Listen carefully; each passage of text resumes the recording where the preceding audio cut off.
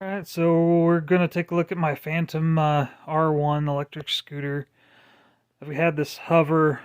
I bought this one Black Friday 2021. Barely used it just because it wasn't working great. It'd beep at me and it was only going like 10 miles an hour, so about worthless. Um, haven't driven it that much, a few blocks. I mean, it's a scooter. It's a bit ridiculous. It's not like my 525cc Outlaw. Rather use that, but this. I figured a scooter'd be great for putting it in my van, my bus, whatever, my car, just getting around and doing stuff. But still about worthless. Nice thing here is that's got a little basket in the back in the seat, so I can do a lot more with it than with a basic scooter. So we'll open her up. I'll get it charged. I'm not gonna mess with it today, but just want to kind of take a look at it. This was 500 or 250 bucks. Sorry, from Costco. It said normally 350. Amazon was 429 when I checked it at the same time. This one was supposed to be like, I don't know, like 400 something. I think I paid like 250, 280 somewhere in there. So I may end up selling it. Maybe someone would want that. If I'm not happy with this, I'll probably sell that too. We'll see how things go, but haven't been too happy with the hover one. Nice thing was is it had a back brake. You step on that, and then that will act as a brake, or you have the brake lever. So you have multiple options there. Just slow, not really responsive for power. Just does okay. It's like, I don't know, maybe it's better walking. But we'll take a look, see how everything works with this. Alright, so I pulled out some of the packaging. Here we go. So you can see that's got a decent size headlight on there. A lot better than the other one. Either that's for heat dissipation or for maybe a horn. It's a pretty thin wire. I'd say just for some heat dissipation. You can angle it, but it's really loose, so I'd say you have to tighten that up really quickly. That's probably the lever for holding that together. Once you get out of the box, accessories here. Oh. Yeah.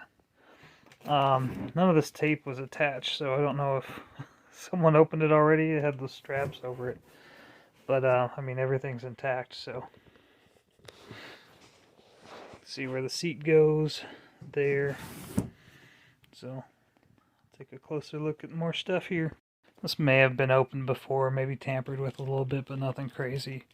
So it comes with keys, a little Allen wrench, some little bolts, washers. There's the charger, the seat, and the basket. Alright, so here you can see it out of the box. Just picked that up for 115 bucks on clearance. I mean, hey, it comes with a 4 amp hour battery and charger, so good for my chainsaw. But yeah, I mean, a few big differences here. You can see that tire is a lot bigger, so that's going to be smoother when you're hitting bumps, if nothing else. Wider stand on there. That's almost double in size. I can measure that here in a sec, but I mean, hey, I'll take some extra features, especially for the price. I figure can't be too bad. So we'll take a look here in a sec. Alright, so here we go. We're looking at a little over 5.5, 5 3/4 width here. And then, I mean, it depends on what you want to measure. A little under 8 inches with the just the top here. But total overall width is a little over 9 inches. So you can kind of tell the difference here. This is kind of a rubber tread, pretty thin. It's kind of smooth angled here, a 45-degree angle on the side. And then like about 1.5 inches thick, where this has this big tube, and then feels like there's the battery underneath there. And then this is just grip tape. I think that's metal, so I think it's a metal stand with grip tape on it. Yeah, I mean, that's going to kind of wear on your shoes a little bit more, but I don't know. I think this would be a little bit nicer with that rubber, but wider area. That tube frame around it ought to be pretty durable as well. Just got to worry about that battery, I guess. If you hit that, that could be an issue. And then we'll take a look here at those tires. It's a little hard to tell, especially because I don't want my camera to screw up, but we're about 9 inches here. Somewhere around 9 inches on the tire for the Hover 1. And then on the Phantom R1, that's about 12 inches. So, big difference. Hubs on the front on the Hover 1. This has disc brakes on the front. And then disc brakes on the back too, with the hub motor there. This one just has the stand on this brake, which is going to wear out your tire a little bit faster. So, yeah. I'd rather, you know, I think this had a, no, it just has the hub. I don't see anything else. But, yeah, so there's that difference. This is going to have better stopping power, I would think, once we get it set up. Alright, so getting a little further into it, here we are. So this is a control panel with the switches to turn it on. Battery's not in it right now. Control panel here. This is where you lift up so you can adjust the handlebars. I don't know how this is supposed to fit anywhere. Maybe I'll have to look through the manual, but this is only meant to go right here. If you go off to the side, then the little ribs that this is supposed to hold on to would be off to the side. I think this would be better over here, because this can't point forward without getting in the way of the brakes. So, nice brakes. A little crappy bell. Try not to be loud because people upstairs. But yeah, that's the bell. This one's loud. This is just pull that back and it smacks the little bell. So, pros and cons there. I think the reflector, if it were visible, would be nice. I'll probably just put it over here though. Because again, you got one brake. Got 2 brakes on this.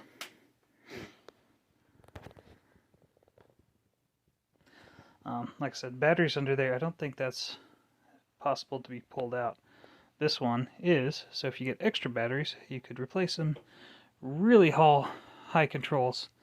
This, I mean, hopefully I wouldn't have to lean over too much. I'd be kind of reach it, but I'm like 5'11", 6 foot.